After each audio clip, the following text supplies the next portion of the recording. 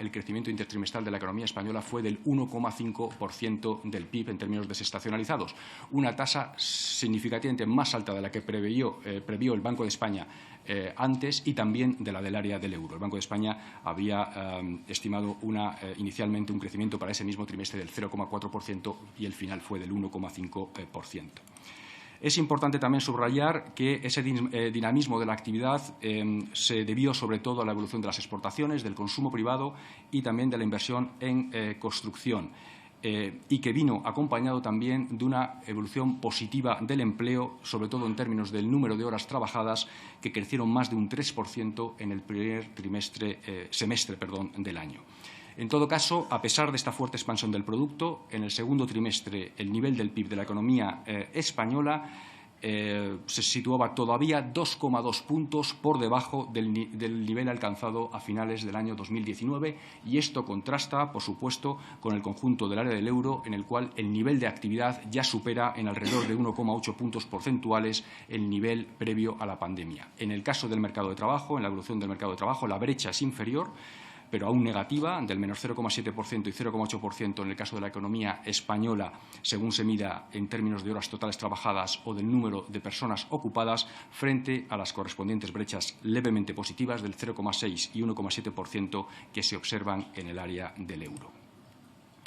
Bien, al igual que en el área del euro, se observan también señales de desaceleración evidentes en el tercer trimestre en el caso de la economía española. Les voy a dar solamente dos datos. El avance de la afiliación de la Seguridad Social, por ejemplo, cuya vigor, como acabo de decir, había sorprendido al alza durante la primera mitad del año, se ralentizó de forma apreciable en el tercer trimestre, mostrando, de acuerdo con las estimaciones del Banco de España, un crecimiento intertrimestral desestacionalizado del 0,3%, que es 0,7 puntos porcentuales por debajo de lo observado en el segundo trimestre. Y los indicadores cualitativos disponibles, por ejemplo, los PMI, también han mostrado esta misma desaceleración. De hecho, el indicador compuesto cayó hasta el nivel de 48,4 puntos en septiembre, en terreno, por tanto, contractivo.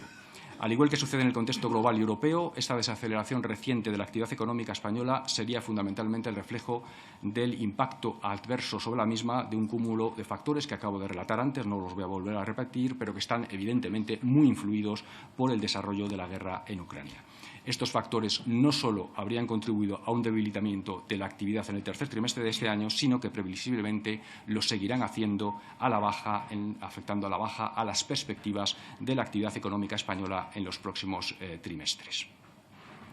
Bien, en el terreno de la inflación, como saben perfectamente, el índice armonizado de precios al consumo en España se situó en septiembre en el 9%, como en el caso del área del euro, alrededor del 50 y el 30% respectivamente del incremento interanual de la inflación en España se debe al componente energético y al componente de los alimentos, incluyendo no solamente los efectos directos, sino también los efectos indirectos sobre la subyacente. De hecho, cuando uno observa, por ejemplo, la desaceleración de la inflación en el último mes, en el mes de septiembre, desde el 10,5% hasta ese 9%, esta desaceleración estuvo explicada fundamentalmente por la desaceleración de los precios energéticos y en menor medida también por los precios de los servicios. Pero, en todo caso, y de nuevo, al igual que en el caso del área del euro, la incidencia de esta inflación, la persistencia de la misma y el carácter generalizado de las actuales presiones inflacionistas ha aumentado y esto de nuevo se ejemplifica con el hecho de que la inflación subyacente se situó en el 4,8% en septiembre, solo una décima menos que en agosto, y en este mismo periodo un 55% de las partidas del índice armonizado de precios al consumo registraron avances interanuales que superaban el 4%. Bien, hay que tener en cuenta además que, de acuerdo a las estimaciones del Banco de España, las distintas medidas adoptadas por las autoridades para contener la inflación habrían contribuido a reducir la tasa de la inflación general,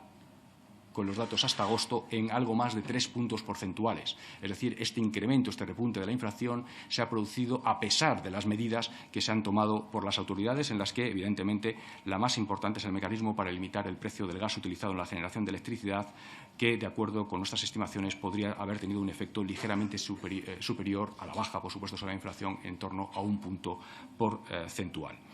Es importante subrayar, para lo que luego vamos también a comentar, es que no se aprecian por el momento efectos de segunda vuelta significativos sobre la inflación a través de los salarios, mientras que también los márgenes empresariales se mantienen relativamente contenidos en términos agregados, aunque con una elevada heterogeneidad sectorial, como se demuestra de la publicación más reciente de la información de la Central de Balances trimestral del Banco de España. Bien, en cuanto a las proyecciones macroeconómicas que publicó el Banco de España el pasado 5 de octubre, de nuevo, aquí les voy a resumir muy brevemente los principales mensajes de estas previsiones. Las previsiones lo que hacen es incorporar toda la información relevante, novedosa, desde la última publicación del mes de junio. Lo más importante tiene que ver, evidentemente, con un incremento adicional en comparación con junio de los precios de la energía, significativamente más altos que entonces, tanto a corto como en el largo plazo, pero también de unos mayores tipos de interés como consecuencia de la reacción de la política monetaria en este periodo, una depreciación del tipo de cambio, entre otros factores. Como consecuencia de todos los factores que les acabo de señalar, el Banco de España estima que esa desaceleración del crecimiento económico en el tercer trimestre del año podría llevar al crecimiento trimestral desestacionalizado del tercer trimestre al entorno del 0,1%, significativamente más bajo que el 1,5% que se estima para el segundo trimestre del año. Con una incertidumbre muy elevada, los modelos de previsión a corto plazo que tiene el Banco de España nos dan un rango de crecimiento para el tercer trimestre entre el más 0,5% y el menos 0,5%. Simplemente ese rango de un punto porcentual yo creo que es muy ilustrativo del nivel de incertidumbre con el que nos manejamos también en la previsión macroeconómica, no solamente de medio plazo, sino incluso de la de muy corto plazo, en la que, en principio, uno tiene mayores indicadores reales, ¿no?, que ya se han publicado correspondientes al propio trimestre. Un aspecto muy importante que quiero subrayar a la hora de leer estas previsiones macroeconómicas es que un supuesto crucial sobre el que descansan estas proyecciones tiene que ver con las sendas de los precios de gas y electricidad. Las proyecciones se construyen tomando como base las cotizaciones de gas en los mercados de futuros del mercado ibérico de gas.